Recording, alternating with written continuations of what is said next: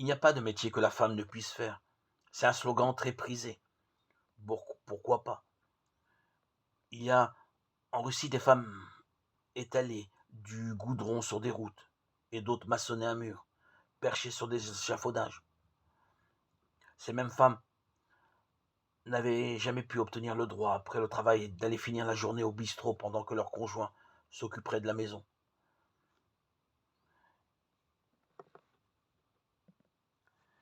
Que des femmes soient pilotes de Boeing, mécaniciennes, gendarmes, mineurs, que sais-je, c'est bien.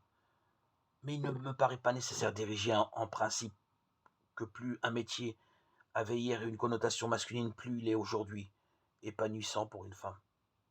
La femme est l'égale de l'homme, elle n'est pas homme, et l'humanité perdrait beaucoup à ce qu'elle devienne, à ce qu'elle le devienne.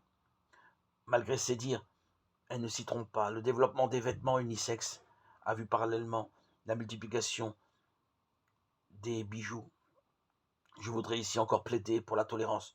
On a l'impression, en écoutant certaines déclarations, qu'une femme qui choisit un métier réputé féminin trahit la cause.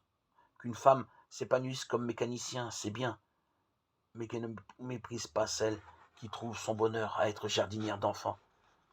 Qu'elle ne donne pas de complexe à celle qui pense que son rôle de mère, de famille, est une partie importante de sa vie. Les femmes souhaitent que leur carrière ne soit pas entravée par leur famille. La manière dont certains défendent ce droit donne l'impression qu'elles ont quelque chose à se faire pardonner. Que chacun trouve son épanouissement où il pense le trouver, c'est bien. Mais pourquoi la solution que je pense la meilleure pour moi serait-elle aussi celle qui réussirait aux autres? D'une part, cet épanouissement ne peut se trouver que dans le respect des autres.